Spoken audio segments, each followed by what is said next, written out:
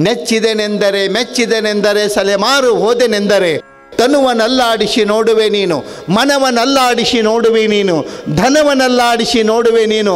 ಇವಕ್ಕೆಲ್ಲಕ್ಕೂ ಅಂಜದಿದ್ದರೆ ಭಕ್ತ ಕಂಪಿತ ನಮ್ಮ ಕೂಡಲ ಸಂಗಮ ದೇವ. ದೇವರು ಮೊದಲು ನಮ್ಮ ಶರೀರಕ್ಕೆ ತೊಂದರೆ ಕೊಟ್ಟು ನೋಡ್ತಾನಂತ, ಮನಸ್ಸನ್ನು ಚಂಚಲ ಮಾಡಿ ನೋಡ್ತಾನಂತ, ಶ್ರೀಮಂತಿಕೆ ಬಡತನ ಕೊಟ್ಟು ತಗೊಂಡು ನೋಡ್ತಾನಂತ. ಅವಕ್ಕೆ ಯಾವಕ್ಕೂ ಅಂಜದಿದ್ದರೆ ಅವಾಗ ದೇವರು ತಾನ ನಡಗಕ್ಕೆ ಶುರು ಮಾಡ್ತಾನಂತ. ಮೆರಮಿಂಡ ದೇವನ ನೇರವಾದ ನುಡಿಗೆ, ನೇರವಾದ ಮಾತಿಗೆ ಹುಂಬ ನಂಬಿಗೆ ಒಲಿದ ಶಂಭು ಎಂಥವ, ಹುಂಬ ನಂಬಿಗೆ ಒಲಿಯುವ ಶಂಭು ಅಂಥವನಿಗೂ ಧಿಕ್ಕಾರ, ತೆಗೆದುಹಾಕ್ರೆ ಅವನಿಗೂ ಪೂಜಾ ಮಾಡಬೇಡ್ರಿ ಅಂತ ಹೇಳಿದ ನಂಬಿಯನ್ನು ಮೆರಮಿಂಡ ದೇವ. ಅವಾಗ ನಂಬಿಯನ್ನು ಕೇಳ್ತಾನೆ, ನಾನು ಭಕ್ತನಲ್ಲ ಅಂತ ಹೇಳೋದಕ್ಕೆ ಇವನ್ಯಾರು? ಇವನು ಸರ್ಟಿಫಿಕೇಟ್ ತೊಗೊಂಡು ನಾನು ಭಕ್ತಾಗಿನೇನು? ನನಗೆ ಭಕ್ತನಲ್ಲ ಅಂತ ಹೇಳೋದಕ್ಕೆ ಇವನ್ಯಾರು? ಅವನಿಗೆ ಸಿಟ್ಟು ಬಂತು ನಂಬಿಯಣ್ಣನಿಗೆ. ಅವಾಗ ಹೇಳ್ತಾರೆ, ಈ ನೋಡ್ರಿ ಇಬ್ಬರು ಭಕ್ತರೇ, ಅವರು ಇಬ್ಬರು ದೊಡ್ಡ ಭಕ್ತರೇ. ಆದರೆ ಒಮ್ಮೊಮ್ಮೆ ಇಂಥವುಗಳು ಬಂದು ಸೇರಿಕೊಂಡು ಅಂತಂದ್ರೆ ಭಾಳ ತೊಂದರೆ ಈಡು ಮಾಡ್ತಾವೆ, ಭಾಳ ಸಮಸ್ಯೆಗಳನ್ನ ಉಂಟು ಮಾಡ್ತಾವೆ. ಮನುಷ್ಯನಿಗೆ ಅಹಂಕಾರ ಬತ್ತು ಅಂತಂತಂದರೆ ಮಾಡಿರುವಂಥ ಸಾಧನೆ ಎಲ್ಲವೂ ನೀರಿನಂತೆ ಹರಿದು ಹೋಗಿಬಿಡ್ತದೆ, ಯಾವುದೂ ನಿಲ್ಲೋದಿಲ್ಲ. ನೆನಪಿಟ್ಕೋಬೇಕು ನೋಡ್ರಿ. ಇನಿತಾದ ಮಾವಿನ ಚಿಗುರೆಲೆ ತಿಂದರೂ ಕೋಗಿಲೆಗಿಲ್ಲ ಅಹಂಕಾರ. ಒಬ್ಬ ಕವಿ ಹೇಳ್ತಾನೆ, ಇನಿತಾದ ಮಾವಿನ ಚಿಗುರೆಲೆ ತಿಂದರೂ ಕೋಗಿಲೆಗಿಲ್ಲ ಅಹಂಕಾರ, ನಿಂತ ಹೊಂಡದ ನೀರು ಕುಡಿದರೂ ಕಪ್ಪೆಗದೆಷ್ಟು ಠೇಂಕಾರ. ಎಷ್ಟು ಚಂದ ಹೇಳ್ತಾನೆ ನೋಡ್ರಿ.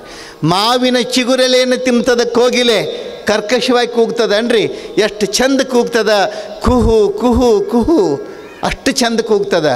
ನಿಂತ ಹೊಂಡದ ನೀರು ಕುಡಿದರೂ ಕಪ್ಪೆಗೆ ಅದೆಷ್ಟು ಟೇಂಕಾರ. ಎಲ್ಲೋ ಹೊಲಸು ನಿಂತದ ನೀರು ಕುಡಿತೈತಿ, ಕಪ್ಪೆ ಹೆಂಗೆ ಒದರ್ತೈತಿ? ಹೆಂಗೆ ಒದರ್ತೈತಿ ರೀ? ನೀವು ಒಬ್ಬರ ಇದ್ರಿ ಅಂದ್ರೆ ಎದೆ ಡವ ಡವ ಅನ್ಬೇಕು, ಯವ್ವ ನನ್ನ ಏನರ ಮಾಡ್ತೈತೇನೋ ಅಂಥೇಳಿ, ಹೌದಿಲ್ರಿ? ಆ ರೀತಿಯೊಳಗೆ ಕಪ್ಪೆ ಒದರ್ತದ. ಆ ಹೊಂಡದ ನೀರು ಕುಡಿದ್ರು ಸಹಿತ ಕಪ್ಪಿಗೆ ಎಷ್ಟು ಟೇಂಕಾರ ಇರ್ತದಲ್ಲ, ಹಂಗೆ ಯಾವ ರೀತಿಯೊಳಗೆ ಮನುಷ್ಯನಿಗೆ ಕಪ್ಪೆಯ ಟೇಂಕಾರದ ಅಹಂಕಾರ ಬರಬಾರ್ದು. ಮಾವಿನ ಚಿಗುರನ್ನು ತಿಂದರೂ ಸಹಿತ ಕೋಗಿಲೆ ಹೆಂಗೆ ಕೂಗ್ತದಲ್ಲ, ನಮ್ಮ ಧ್ವನಿ ಅಷ್ಟೇ ಮೃದುವಾಗಿರಬೇಕು, ಮಾತುಗಳು ಪ್ರೀತಿಯಿಂದ ಕೂಡಿರಬೇಕು. ನಾವು ಆಡುವ ಮಾತು ಹೀಗಿರಲಿ ಗೆಳೆಯ, ಮೃದು ವಚನ ಮೂಲೋಕ ಗೆಲ್ಲುವುದು ತಿಳಿಯ, ಮೌನ ಮೊಗ್ಗೆಯ ನುಡಿದು ಮಾತರಳಿ ಬರಲಿ, ಮೂರು ಘಳಿಗೆಯ ಬಾಳು ಗಮಿಸುತ್ತಿರಲಿ. ಎಷ್ಟು ಅದ್ಭುತ ಹೇಳ್ತಾರೆ ಚನ್ನವೀರ ಕಣ್ವಿಯವರು. ಆ ಹಿನ್ನೆಲೆಯೊಳಗೆ ನಮ್ಮ ಮಾತುಗಳು, ನಮ್ಮ ನುಡಿ ವಿನಯದಿಂದ ಕೂಡಿರಬೇಕು, ಅಹಂಕಾರದಿಂದ ಕೂಡಿರಬಾರ್ದು. ಎಲ್ಲಿ ಅಹಂಕಾರ ಬರ್ತದ ಅಲ್ಲಿ ಎಲ್ಲವೂ ನಿಲ್ತದ. ಎಲ್ಲಿ ಶ್ರೀಮಂತಿಕೆ ಬರ್ತದ ಅಲ್ಲಿ ಸೊಕ್ಕು ಬರ್ತದ, ಎಲ್ಲಿ ರೊಕ್ಕ ಬರ್ತದ ಅಲ್ಲಿ ಸೊಕ್ಕು ಬರ್ತದ. ಆ ಕಾರಣಕ್ಕೆ ರೊಕ್ಕ ಭಾಳ ಆತು ಅಂದ್ರೆ ಸೊಕ್ಕ ಬರಲಾರ್ದಂಗೆ ಇರ್ತಾರಲ್ಲ, ಯಾವುದು ಶರಣ ಸ್ಥಿತಿ ಅಂತಂದರೆ ರೊಕ್ಕರೇ ಬರಲಿ, ಬಡತನಾರೇ ಬರಲಿ, ಏನರೇ ಬರಲಿ, ಏನರೇ ಆಗಲಿ, ಎಲ್ಲ ಹೊತ್ತಿನೊಳಗೆ ಒಂದೇ ರೀತಿಯೊಳಗೆ ಈ ರೊಕ್ಕ ನನ್ನದಲ್ಲ, ಶ್ರೀಮಂತಿಕೆ ನನ್ನದಲ್ಲ, ಬಡತನ ನನ್ನದಲ್ಲ, ಇವ್ಯಾವುದು ಶಾಶ್ವತವಲ್ಲ ಅಂತ ಯಾರು ತಿಳ್ಕೊತಾರ ಅವ ನಿಜವಾದ ಭಕ್ತನಾಗಿ ಪರಿವರ್ತನೆ ಹೊಂದುತ್ತಾನೆ, ಅವ ನಿಜವಾದ ಭಕ್ತ ಅಂತ ನಿಷ್ಕೋತಾನೆ. ಅದು ವ್ಯವಸ್ಥೆ ಇರಬೇಕಾದದ್ದು. ಹೀಗೆ ಹೇಳ್ತಾರೆ ನೋಡ್ರಿ. ಏಸು ಕ್ರಿಸ್ತ್ ಬೈಬಲ್ದೊಳಗೊಂದು ಮಾತು ಬರ್ತದೆ, ಏನದು?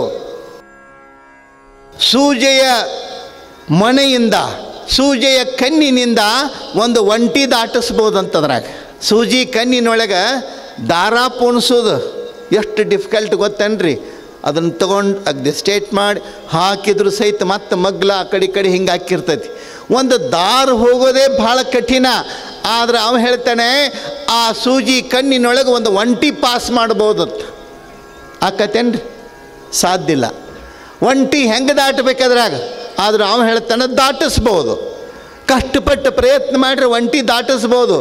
ಆದರೆ ಅಹಂಕಾರದಿಂದ, ಶ್ರೀಮಂತಿಕೆಯ ಸೊಕ್ಕಿನಿಂದ ಕೂಡಿರತಕ್ಕಂಥವನನ್ನು ಕೊಯ್ಯೋದು ಅದಕ್ಕಿಂತಲೂ ಭಾಳ ಕಠಿಣ ಅಂಥೇಳಿ ಅಲ್ಲಿ ಬರ್ತದ ಒಂದು ಮಾತು. ಅದೇ ಮಾತನ್ನು ಬಸವಣ್ಣವ್ರು ಹೇಳ್ತಾರೆ, ಹಾವು ತಿಂದವರ ನುಡಿಸಬಹುದು, ಹಾವು ತಿಂದವರ ನುಡಿಸಬಹುದು, ಗರ ಹೊಡೆದವರ ನುಡಿಸಬಹುದು. ನೋಡ್ರಿ, ಹಾವು ಕಚ್ಚಿತು ಅಂತಂದರೆ ಹಾವಿನ ವಿಷ ಇಳಿಸಿ ತೊಂದರೆಗಳಿರುವಂಥವ್ರನ್ನ ಮಾತಾಡಿಸ್ಬೋದು, ಹಾವು ಕಡ್ದವ್ರನ್ನ ಸರಿ ಮಾಡಿ ಮಾತಾಡಿಸ್ಬೋದು, ಅಂಥವ್ರನ್ನೂ ಸರಿ ಮಾಡಿ ಮಾತಾಡಿಸ್ಬೋದು. ಕೊನೆಗೊಂದು ಮಾತು ಹೇಳ್ತಾರೆ, ಸಿರಿಗರವ ಹೊಡೆದವರ ನುಡಿಸಲಾಗದು. ಈ ಶ್ರೀಮಂತಿಕೆ ಅನ್ನೋದೊಂದು ದೆವ್ವು. ಈ ದೆವ್ವು ಬಡ್ಕೊಂಡು ಅವ್ರನ್ನ ಮಾತಾಡಿಸೋದು, ಅವರು ಕೂಡ ವ್ಯವಹರಿಸೋದು ಅಷ್ಟು ಸರಳ ಇಲ್ಲ, ಭಾಳ ಕಠಿಣವಾದ ಕೆಲಸ. ಯಾರು ಬೇಕಾದವ್ರು ಮಾತಾಡಿಸ್ಲಿ, ಎರಡೇ ಮಾತು, ಹಾಂ ಹ್ಞೂ ಹಾಂ ಹ್ಞೂ ಇಷ್ಟೇ. ಅದರ ಅರ್ಥ ಮಾತನಾಡಲಿಕ್ಕೆ ಆಗಲಾರದ ರೀತಿಯೊಳಗೆ ಅಂಥ ಮನಸ್ಥಿತಿಯನ್ನು ಬೆಳೆಸ್ಕೊಂಡು ಬಿಡ್ತಾರೆ. ಮಾತಾಡೋಂಗಿಲ್ಲ ಏನು, ಅವ್ರನ್ನ ಮಾತಾಡಿಸ್ಬೇಕಾದ್ರೆ ಹೆಂಗೆ? ಬಸವಣ್ಣವರು ಹೇಳ್ತಾರೆ, ಬಡತನವೆಂಬ ಮಂತ್ರವಾದಿ ಹೋಗಲು ಒಡನೆ ನುಡಿವರು ಕೂಡಲ ಸಂಗಮ ದೇವ. ಅವ್ರು ಮಾತಾಡ್ತಾರೆ. ಯಾವಾಗ ಶ್ರೀಮಂತಿಕೆ ಎಲ್ಲ ಹೋಗಿ ಬಡತನ ಬತ್ತು ಅಂತಂದ್ರೆ ಮಾತಾಡ್ತಾರೆ. ಹೆಂಗೆ? ಹಾದಿ ಹಿಡಿದು ಹೋಗೋವ್ರನ್ನ ಕರ್ಕರ್ದು ಮಾತಾಡ್ತಾರೆ. ಇವ್ರನ್ನ ಮಾತಾಡ್ಸಂಗಿಲ್ಲ, ನೋಡಂಗಿಲ್ಲ ಅಂದರೂ ಸಹಿತ ಹಾದ್ಯಾಗ ಹೋಗೋವ್ರನ್ನ ಕರೆದು ಮಾತಾಡಿಸ್ತಾರೆ. ಯಾಕೆ? ಆ ಮಂತ್ರವಾದಿ ಅಂದ್ರೆ ಆ ದೆವ್ ಇಳಿಸಾವ್ ಮಂತ್ರ ಹೇಳುವಂಥವು ಯಾವಂತಂದ್ರೆ, ಶ್ರೀಮಂತಿಕೆಯ ಸೊಕ್ಕು ಹೋಗಬೇಕು ಅಂತಂದ್ರೆ ಬಡತನ ಬಂದಾಗ ಬಡತನ ಅನ್ನೋ ಮಂತ್ರವಾದಿ ಹೋಗಿ ಕುತ್ತ ಅಂತಂದರೆ ಆ ಸೊಕ್ಕು ತಾನಾಗೇ ಇಳಿದು ಬಿಡ್ತದೆ. ಆ ಕಾರಣಕ್ಕೆ ಮುರುಗೋಡು ಮಹಂತಜ್ಜವ್ರು ಒಂದು ಮಾತು ಹೇಳ್ತಿರ್ದಿರತ್ತೆ, ರೊಕ್ಕ ಬರಬಾರ್ದ್ರಪ್ಪ, ರೊಕ್ಕ ಬತ್ತಂದ್ರೆ ಸೊಕ್ಕು ಬರ್ತೈತಿ ಎತ್ತಿದ್ರತ್ತೆ. ಮನುಷ್ಯನಿಗೆ ಶ್ರೀಮಂತಿಕೆ ಬತ್ತು ಅಂತಂದ್ರೆ ಅದರ ಹಿಂದೆ ಸೊಕ್ಕು ಬಂದುಬಿಡ್ತದೆ. ನೋಡ್ರಿ, ಶ್ರೀಮಂತಿಕೆ ಮೊದಲಿನಿಂದನೂ ನಡ್ಕೋತ ಮಾಡ್ಕೋತ ಬರೋ ಶ್ರೀಮಂತಿಕೆ ಅದು ಬೇರೆ, ಮಾಡ್ಕೋತ ಬಂದದ್ದು ಭಾಳ ವರ್ಷದ ಶ್ರೀಮಂತಿಕೆ. ಈಗ ಒಮ್ಮಿಂದೊಮ್ಮಿಗೆ ಬೆಳಗಾಗೋದ್ರಾಗ ದಿಢೀರಂತೂ ಶ್ರೀಮಂತರಾಗಿ ಮತ್ತು ಮುಂದೆ ಬೆಳಗಾಗೋದ್ರಾಗ ಮತ್ತೇನೂ ಇರಲಾರ್ದಂಗೆ ರೋಡಿಗೆ ಫುಟ್ಪಾತಿಗೆ ಬೀಳ್ತಾರಲ್ಲ, ಈ ಶ್ರೀಮಂತಿಕೆ ಏನದ. ಅದಕ್ಕೆ ಇಂಥ ಶ್ರೀಮಂತಿಕೆ ಬತ್ತಂದ್ರೆ ಇದಕ್ಕೆ ಏನಂತಾರ್ರಿ? ಒಂದು ಮಾತು ಹೇಳ್ತಾರೆ, ಅಲ್ಪನಿಗೆ ಐಶ್ವರ್ಯ ಬಂದರೆ ಅರ್ಧರಾತ್ರಿಯಲ್ಲಿ ಕೊಡಿ ಹಿಡಿದಿದ್ದತ್ತು. ಎಷ್ಟು ಚಂದ ಹೇಳ್ತಾರೆ ನೋಡ್ರಿ. ಅಲ್ಪನಿಗೆ ಐಶ್ವರ್ಯ ಬಂದರೆ ಅರ್ಧರಾತ್ರಿ ಒಳಗೆ ಕೊಡಿ ಹಿಡಿದಿದ್ದತ್ತು. ಅರ್ಧರಾತ್ರಿ ಒಳಗೆ ಕೊಡಿ ಹಿಡಿಯೋದು ಅರ್ಥಾತ್ ಕೊಡಿ ಯಾವಾಗ ಹಿಡಿತಾರ? ಬಿಸಿಲಿಗೆ ಹಿಡಿತಾರೆ ಮಧ್ಯಾಹ್ನದೊಳಗೆ. ಅದು ಇವನಿಗೆ ಅಂಥವನಿಗೆ ಐಶ್ವರ್ಯ ಬಂತು ಅಂತಂದರೆ ಅರ್ಧರಾತ್ರಿ ಒಳಗನೆ ಮಧ್ಯರಾತ್ರಿ ಒಳಗೆ ಅವಶ್ಯ ಇರಲಾರ್ದಂಥ ಹೊತ್ತಿನೊಳಗೆ ಕೊಡಿ ಹಿಡ್ಕೊಂಡು ತಿರುಗಾಡುವಂಥ ದಿಮಾಕಿಗೆ ಹೊಕ್ಕಾನ ಅನ್ನೋದನ್ನು ಆ ಮಾತಿನ ಅರ್ಥ ಅದು. ಆ ಕಾರಣಕ್ಕೆ ಇಂಥ ಅಹಮ್ಮಿಕೆ ಇವೇನದಾವ ಇವು ಒಳ್ಳೆಯದಲ್ಲ. ಶರಣರಾದಂಥವರಿಗೆ ಇಂಥವುಗಳು ಎಂದಿಗೂ ಭೂಷಣ ಅಲ್ಲ ಅನ್ನತಕ್ಕಂಥ ಮಾತನ್ನು ಹೇಳ್ತಾರೆ. ಈ ಗುಡಿಗುಂಡಾರದ ಪ್ರವೇಶ, ಗುಡಿಗುಂಡಾರದ ಬಹಿಷ್ಕಾರ, ಅಲ್ಲಿ ಬರಬೇಡ, ಇಲ್ಲಿ ಬರಬೇಡ, ಅಲ್ಲಿ ನಿಲ್ಲು, ಇಲ್ಲಿ ನಿಲ್ಲು, ಇಂಥ ವ್ಯವಸ್ಥೆಗಳನ್ನು ಬಸವಣ್ಣನವರು ಭಾಳ ಅದ್ಭುತವಾಗಿ ಅರ್ಥಪೂರ್ಣವಾಗಿ ಅವುಗಳನ್ನು ಪರಿಹರಿಸ್ತಾರೆ, ವಿರೋಧಿಸ್ತಾರೆ. ಹೇಗೆ ಅವರು ಸರಿಪಡಿಸ್ತಾರೆ ವ್ಯವಸ್ಥೆಯನ್ನು ಅಂತಂತಂದರೆ, ಒಂದು ದಿವಸ ಮಧ್ಯಾಹ್ನದೊಳಗೆ ಕೆಟ್ಟ ಬಿಸಿಲೊಳಗೆ ಮಠ ಮಧ್ಯಾಹ್ನದ ಭೀಕರ ಬಿಸಿಲಿನೊಳಗೆ ಒಂದು ದೇವಸ್ಥಾನದ ಒಳಗೆ ಪೂಜೆ ನಡೆದಿರ್ತದೆ. ಎಂಥ ಪೂಜೆ, ವೈಭವದ ಪೂಜೆ. ಅಲ್ಲಿ ಎಲ್ಲ ಹಾಲು ಮೊಸರು ಏನೆಲ್ಲ ದ್ರವ ಪದಾರ್ಥಗಳನ್ನು ಎರೆಯೋದು, ಏನು ಅರ್ಘ್ಯ ಪಾದ್ಯ ಆಚಮನು ಷೋಡಶೋಪಚಾರಗಳನ್ನು ಮಾಡೋದು, ಎಷ್ಟು ಮಡಿ ನೀರು, ಪನ್ನೀರು, ಹೂವನ್ನು ಹಾಕಿ ತಂದಂಥ ಎಲ್ಲ ನಾನಾ ಥರದ ನೀರುಗಳನ್ನು ತಂದಿಟ್ಟಿದ್ರು. ಎಲ್ಲ ತಗೊಂಡು ಪೂಜೆ ಮಾಡ್ತಿದ್ರು. ಆ ಪೂಜೆ ಮಾಡುವಂಥ ಸಂದರ್ಭಕ್ಕೆ ಒಬ್ಬ ಬಡವ ನೋವಿನಿಂದ, ಒಬ್ಬ ಅತ್ಯಂತ ಕನಿಷ್ಠ ಕೀಳು ಕುಲದವ ನೋವಿನಿಂದ ಹೋಗಿ ಏನಾಗ್ತದೆ, ಬೀಳ್ತಾನ. ಬಿಸಿಲಿಗೆ ಕಣ್ಣಿಗೆ ಚಕ್ರ ಬಂದು ಬೀಳ್ತಾನ, ತಲೆಗೆ ಪೆಟ್ಟು ಹತ್ತದ, ರಕ್ತ ಸುರಿತಿರ್ತದ. ಅಂಥ ಹೊತ್ತಿನೊಳಗೆ ನುಸುಳಿಕೊಂತ ದೇವಸ್ಥಾನದ ಕಟ್ಟೆಗೆ, ದೇವಸ್ಥಾನದ ಬಾಗಿಲಿಗೆ ಬಂದು ಮಾತಾಡಕ್ಕೆ ಬರವಾತು, ಒಂದಿಷ್ಟು ನೀರು ಹಾಕ್ರಿ ಅಂತ ಕೇಳಿದ. ಅವಾಗ ಅಲ್ಲಿ ಪೂಜೆ ಮಾಡೋರು ಹೇಳ್ತಾರೆ, ನೀರು ತಂದಿಟ್ಟಿರೋದು ನೀನು ಹೆಣಕ್ಕೆ ಹಾಕಲ್ಲ, ದೇವರ ಪೂಜೆಗಾಗಿ ನಡಿಯಲ್ಲಿದ ನೀರು ನಿನಗಂತ ಹೇಳಿ ಕಟ್ಟೆ ಮೇಲಿಂದ ಕೆಳಗೆ ನುಗ್ಗಿಸ್ತಾರೆ. ಅವಾಗ ತೆಳಗೆ ಬಿದ್ದು ಇನ್ನೇನು ನಾನು ಏನಾಯ್ತು ನನ್ನ ಗತಿ ಅಂಥೇಳಿ ಕಣ್ಣು ಮುಚ್ಚಿ ಆ ಒಂದು ಪ್ರಜ್ಞೆ ತಪ್ಪಿ ಬಿದ್ದು ಮತ್ತೆ ಪ್ರಜ್ಞೆ ಬರುವಷ್ಟರೊಳಗನೆ ಒಬ್ಬ ಭಾಳ ಅದ್ಭುತವಾದಂಥ ವ್ಯಕ್ತಿಯ ತೆಕ್ಕೆಯೊಳಗೆ ಆತಿರ್ತಾನೆ. ಅವನನ್ನು ಎಬಿಸಿ ನಿಲ್ಲಿಸಿ ರಕ್ತವನ್ನು ಒರೆಸಿ, ಇನ್ನೂ ಕಣ್ಣು ತೆಗೆದಿಲ್ಲ, ಇನ್ನೂ ಕಣ್ಣು ತೆಗೆದಿಲ್ಲರವ. ಕಣ್ಣು ತೆಗಿಲಾರ್ದ ಹೊತ್ತಿನೊಳಗೆ ಆ ನೋವಿನಿಂದ ನೆಳತಾ ಅವನ ಬಾಯಿಂದ ಬಂದಂಥ ಮೊದಲ ನುಡಿ ಏನು ಅಂತಂದರೆ, ಬಸವಾ ಬಸವಾ ಅಂಥೇಳಿ ಅನ್ನಕತ್ತಿದ್ದ. ಅವಾಗ ಆಶ್ಚರ್ಯ ಆಯಿತು ಬಸವಣ್ಣನವರಿಗೆ. ಎತ್ತಿದವರು ಬಸವಣ್ಣವರೇ. ಅವ್ರು ಕೇಳ್ತಾರೆ, ಕಣ್ಣ ತೆಗೆದಿಲ್ಲ, ನನ್ನ ನೋಡಿಲ್ಲ, ಬಸವಣ್ಣ ಅಂತ ನಿನ್ನ ಬಾಯಿಂದ ಬಂತಲ್ಲ, ನಾನೇ ಬಸವಣ್ಣ ಅಂತ ನಿನಗೆ ಹೆಂಗೆ ಗೊತ್ತಾತು ಅಂತ ಕೇಳ್ತಾರೆ. ಆ ಶೋಷಿತ, ಹಿಂದುಳಿದ, ದಲಿತ, ನೋವಿನಿಂದ ನರಳುವಂಥ ವ್ಯಕ್ತಿ ಹೇಳ್ತಾನೆ, ಯಪ್ಪ, ಶೋಷಿತರನ್ನ, ಬಿದ್ದವರನ್ನ, ನೋವಿನಿಂದ ನರಳುವವರನ್ನ, ಕಂಗೆಟ್ಟು ದಿಕ್ಕಾಪಾಲಾದವರನ್ನ ಎತ್ತುವಂಥ ಕೈಗಳಿರೋದೇ ಬಸವ ಕೈಗಳು. ಅವನ್ನ ಬಿಟ್ಟರೆ ಇವ್ರನ್ನ ಎತ್ತವ್ರು ಯಾರು? ನಿನ್ನ ಹೊರತು ನಮ್ಮಂಥವ್ರನ್ನ ಎತ್ತವ್ರು ಯಾರಪ್ಪ? ಎತ್ತಿದಿ ಅಂದರೆ ನೀನೇ ಅನ್ನೋದು ಗೊತ್ತಾಯ್ತು ನನಗೆ ಅಂತ ಈಕೊಂಡು ಹೇಳಿದ. ಅವಾಗ ಬಸವಣ್ಣವ್ರು ಹೇಳ್ತಾರೆ, ಏನಯ್ಯ ಪೂಜಾರಿಗಳೇ, ಈತನಿಗೊಂದಿಷ್ಟು ನೀರು ಹಾಕ್ರಿ, ಜೀವ ಹೊಂಟದ, ಸಾಯ್ತಾನೆ, ನೀರು ಹಾಕ್ರಿ. ಅವಾಗ ಅವ್ರು ಹೇಳಿದರು, ನಿನಗೂ ಕೆಲಸ ಇಲ್ಲ, ಅವನಿಗೂ ದಗದಿಲ್ಲ ಅಂದ್ರೆ ಅವರು ದೇವರಿಗಾಗಿ ತಂದ ನೀರನ್ನು ಅಂಥವನಿಗೆ ಹಾಕಿದರೆ ಏನಾಯಿತು, ವ್ಯವಸ್ಥೆ ಕೆಡ್ತದ, ಅವು ದೇವರಿಗೆ ಸಲ್ಲೋದಿಲ್ಲ ಅಂತ ಈಕೊಂಡು ಹೇಳಿ ಅವರು ವಾದ ಮಾಡಿದಾಗ ಬಸವಣ್ಣವ್ರು ಹೇಳ್ತಾರೆ, ಎರೆದರೆ ನೆನೆಯದು, ಮರೆದರೆ ಬಾಡದು, ಹುರುಳಿಲ್ಲ ಲಿಂಗಾರ್ಚನೆ. ಎರೆದರೆ ನೆನೆಯುವುದು, ಮರೆದಡೆ ಬಾಡದು, ಎರೆದರೆ ನೆನೆಯುವುದು, ಮರೆದರೆ ಬಾಡದು, ಎರೆದರೆ ನೆನೆಯುವುದು, ಮರೆದಡೆ ಬಾಡದು, ಉರುಳಿಲ್ಲ ಲಿಂಗಾರ್ಚನೆ, ಉರುಳಿಲ್ಲ ಲಿಂಗಾರ್ಚನೆ, ಎರೆದಡೆ ನೆನೆಯುವುದು, ಮರೆದಡೆ ಬಾಡದು, ಎರೆದಡೆ ನೆನೆಯುವುದು, ಮರೆದಡೆ ಬಾಡದು, ಉರುಳಿಲ್ಲ ಲಿಂಗಾರ್ಚನೆ,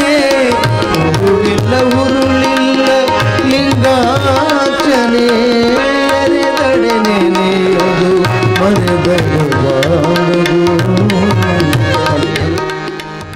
ದೇವರಿಗೆ ನೀವು ನೀರನ್ನು ಹಾಕಿದರೆ ನೆನೆಯುವುದಿಲ್ಲ, ಅದು ಹಾಕಲಿಲ್ಲ ಅಂದರೆ ಹಾಕಿಲ್ಲ ಅಂಥೇಳಿ ಬಾಡಂಗಿಲ್ಲ. ಈಗ ನೋಡ್ರಿ, ರೈತರಿದ್ದೀರಿ ನೀವು, ನೀರು ಬಿಡಲಿಲ್ಲ ಅಂದರೆ ಬೆಳೆ ಬಾಡ್ತಾವಿಲ್ರಿ. ನೀರು ಬಿಟ್ಟರೆ ಬೆಳೆಗಳು ಪ್ರಫುಲ್ಲಿತವಾಗ್ತಾವೆ. ಹಂಗೆ ಎರೆದರೆ ನೆನೆಯದು, ಮರೆದರೆ ಬಾಡದು. ನೀವು ನೀರು ಸುರಿವಿದರೆ ಆ ಲಿಂಗ ನೆನೆಯೋದಿಲ್ಲ. ಹುರುಳಿಲ್ಲ ಲಿಂಗಾರ್ಚನೆ. ತಿಳಿಲಾರದೆ ಮಾಡುವಂಥ ಇಂಥ ಪೂಜೆಗೆ ಯಾವ ಅರ್ಥನೂ ಇಲ್ಲ ಅಂತ ಹೇಳ್ತಾರೆ. ಅಷ್ಟೇ ಅಲ್ಲ, ಮುಂದುವರೆದು ಭಾಳ ಸೂಚ್ಯವಾಗಿ ಒಂದು ಮಾತು ಹೇಳ್ತಾರೆ, ಜಂಗಮಕ್ಕೆರೆದರೆ ಸ್ಥಾವರ ನೆನೆಯತ್ತು. ಯಾವಾಗ ದೇವರ ಪೂಜೆ ಆಗ್ತದೆ ಆಗಂಗಿಲ್ಲ ಅಂತ ನಾನು ಹೇಳಕತ್ತಿಲ್ಲ, ಬಸವಣ್ಣವರ ಆಶಯವೂ ಅದಲ್ಲ. ಯಾವಾಗ ದೇವರ ಪೂಜೆ ಆಗ್ತದೆ ನೆನೀತದ, ಲಿಂಗನೂ ನೆನೀತದ. ಯಾವಾಗ ನೆನೀತದ ಅಂತಂದರೆ ಜಂಗಮ ಕೆರೆದರೆ ಸ್ಥಾವರ ನೆನೆಯಿತ್ತು. ನೀರಡಿಸಿದ ಸಂದರ್ಭದೊಳಗೆ ನಿಮ್ಮ ಹತ್ತಿರ ಪೂಜೆಗೆ ತಂದಿಟ್ಟಿರುವ ನೀರನ್ನು ಅವನಿಗೆ ಹಾಕಿದ್ರಿ ಅಂತಂದರೆ ಅವ ಕುಡಿದ ಸಂತೃಪ್ತನಾದ ಅಂತಂದರೆ ಕೇವಲ ಅವನ ಸಂತೃಪ್ತಿ ಅಲ್ಲ, ಅದು ನಿಜವಾದ ದೇವರ ಸಂತೃಪ್ತಿ. ಅವಾಗ ದೇವರ ಸಂತಸ ಪಡ್ತಾನೆ. ಇದು ಪೂಜೆ. ಜಂಗಮ ಕೆರೆದರೆ ಸ್ಥಾವರ ನೆನೆಯಿತ್ತು. ಈ ರೀತಿ ಒಳಗೆ ಪೂಜಿಸುವಂಥ ಕ್ರಮ. ಅದಕ್ಕೆ ಇಂಥ ಪೂಜೆಯನ್ನು ಏನು ಮಾಡಕತ್ತಿರಲ್ಲ, ಹುರುಳಿಲ್ಲ, ಬಿಟ್ಟಾಕ್ರಿ ನಿಮ್ಮ ಪೂಜೆಯನ್ನು ಅಂಥೇಳಿ ಬೈತಾರೆ ಬಸವಣ್ಣವರು. ಆವಾಗ ಆ ಸಾಯ್ತಕ್ಕಂಥ ವ್ಯಕ್ತಿಗೆ, ಆ ನೀರಿನಿಂದ ಬಳಲ್ತಕ್ಕಂಥ ವ್ಯಕ್ತಿಗೆ ತಮ್ಮ ಕೈಯಾರೆ ಅಲ್ಲಿ ನೀರನ್ನು ತಗೊಂಡು ಅವನಿಗೆ ನೀರು ಹಾಕಿ ಅವನನ್ನು ಉಪಚರಿಸಿ ನೀರು ಕುಡಿಸಿ ರಕ್ತವನ್ನು ಬರಿಸಿ ಅವನಿಗೆ ಸಾಂತ್ವನ ಹೇಳಿ ಕೈ ಹಿಡಿದು ನಡೆಸಿ ಅವನ ಮನೆ ಕಡೆಗೆ ಕಳಿಸುವಂಥ ಉದಾತ್ತ ಹೃದಯ, ಜಗತ್ತಿನೊಳಗ ಮಾನವೀಯತೆಗಾಗಿ ಮಿಡಿದ ಅಪರೂಪದ ಮಹಾನ್ ಚೇತನ ವಿಶ್ವಗುರು ಬಸವಣ್ಣ ಅನ್ನೋದು ನಮ್ಮ ನಾಡಿನ ಜನ ಅರ್ಥ ಮಾಡ್ಕೊಳ್ಬೇಕು. ನೋಡ್ರಿ, ಭಾಳಷ್ಟು ಕಾರಣಕ್ಕೆ ಈ ಗುಡಿಗುಂಡಾರಗಳ ಹಂಗು ಬೇಡ, ಅಲ್ಲಿ ಬಾ ಇಲ್ಲಿ ಬಾ, ಆ ಕಡೆ ನಿಲ್ಲು ಈ ಕಡೆ ಕೂಡ್ರು ಅಂತ ಹೇಳ್ತಕ್ಕಂಥ ಇಂಥ ಒಂದು ವ್ಯವಸ್ಥೆಯೊಳಗೆ ದೇವರ ಗುಡಿಗಳಿಗೆ ಹಾಕಿರುವಂಥ ಕೀಲಿಗಳು ನಿಮ್ಮನ್ನು ಒಳಗೆ ಬಿಡೋದಿಲ್ಲ. ದೇವರ ಗುಡಿಗಿರುವ ಬಾಗಿಲು ನಿಮಗೆ ಅದು ಜೈಲು. ಆ ಕಾರಣಕ್ಕೆ ಭಕ್ತನಿಗೆ ಹೊರಗಿನ ಜೈಲಾದರೆ ದೇವರಿಗೆ ಒಳಗೆ ಜೈಲು. ಇಂಥ ಜೈಲಿನೊಳಗೆ ಒಂದು ಬಂದಿಯಾಗಿರುವಂಥ ದೇವರು, ಆ ದೇವಸ್ಥಾನದ ಬಾಗಿಲುಗಳನ್ನು ಕೀಲಿಗಳನ್ನು ತೆರೆದುಕೊಂಡು ಹೊರಗೆ ಬಂದು ಆಶೀರ್ವಾದ ಮಾಡೋಕ್ಕೆ ಆಗಲಾರ್ದ ದೇವರು, ಅಸಹಾಯಕ ಪರಿಸ್ಥಿತಿಯೊಳಗಿರ್ತಕ್ಕಂಥ ದೇವರು ನಿಮ್ಮ ಕಷ್ಟವನ್ನೇನು ಪರಿಹರಿಸ್ತಾನೆ. ಆ ಕಾರಣಕ್ಕೆ ನಿಮ್ಮಲ್ಲಿ ಇಂಥ ಆತ್ಮವಿಶ್ವಾಸ ಬರಬೇಕಲ್ಲ, ನನ್ನ ಕಷ್ಟವನ್ನು ನಾನೇ ನೀಗಿಸಬಲ್ಲೆ ಅನ್ನುವಂಥ ಭರವಸೆಯನ್ನು ಮೊಟ್ಟ ಮೊದಲಿಗೆ ಆಧ್ಯಾತ್ಮದೊಳಗೆ ಧಾರ್ಮಿಕ ಹಿನ್ನೆಲೆಯೊಳಗೆ ತುಂಬಿದ ಅಪರೂಪದ ಮಹಾಶಕ್ತಿ ಬಸವಣ್ಣ ಅನ್ನೋದು ಭೀಮಕವಿಯ ಆಶಯ. ಅದನ್ನು ನಾವು ಅರ್ಥ ಮಾಡ್ಕೊಳ್ಬೇಕು. ನೋಡ್ರಿ, ಇಲ್ಲಿ ಮೆರೆಮಿಂಡ ದೇವ ನಂಬಿಯನ್ನರ ಒಂದು ವಿಚಾರದೊಳಗೆ ನಮಗೆ ಕಂಡು ಬರೋದೇನೋ, ಒಳಗೆ ಹೋಗಬೇಡ, ಅಲ್ಲಿ ನಿಲ್ಲು, ಇಲ್ಲಿ ನಿಲ್ಲು, ಇಂಥ ವಾದವಿವಾದಗಳು ಬರ್ತಾವೆ. ಆದರೂ ಸಹಿತ ನಂಬಿಯನ್ನ ಏನು ಮಾಡಿದ, ಒಳಗೆ ಹೊಂಟಿದ್ದ. ಹೋಗುವಾಗ ಎಲ್ಲ ಭಕ್ತರು ಕೂಡಿ ಅವನನ್ನು ತರುತ್ತಾರೆ, ನಿಲ್ಲಿಸ್ತಾರೆ.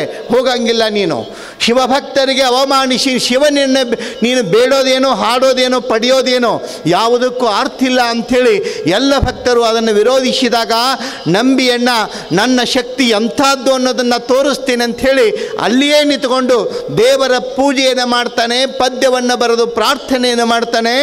ದೇವರು ಓ ಅನ್ನೋದಿಲ್ಲ. ಯಾಕಂತಂದರೆ ಭಕ್ತಕಾಯ ಮಮಕಾಯ ಅನ್ನುವಂಥ ಮಾತನ್ನು ಉಳಿಸ್ಕೊಳ್ಬೇಕೋ ಇಲ್ಲ ನಂಬಿಯನ್ನನ್ನು ಇಲ್ಲಿ ಸಂರಕ್ಷಿಸಬೇಕೋ, ಭಾಳ ಸಂದಿಗ್ಧದೊಳಗೆ ಬರ್ತದೆ ದೇವರ ಪರಿಸ್ಥಿತಿ. ಆವಾಗ ನಂಬಿಯನ್ನನಿಗೆ ಪ್ರತ್ಯಕ್ಷನಾಗೋದಿಲ್ಲ, ಮಾತನಾಡೋದಿಲ್ಲ. ಆವಾಗ ನಂಬಿಯನ್ನನಿಗೆ ಅರಿವಾಯಿತು, ಶಿವಭಕ್ತರ ಪ್ರಾಣ, ಭಕ್ತರ ಪ್ರಾಣ ಅದು ದೇವರ ಪ್ರಾಣ, ದೇವರ ಪ್ರಾಣ ಅದು ಭಕ್ತರ ಪ್ರಾಣ.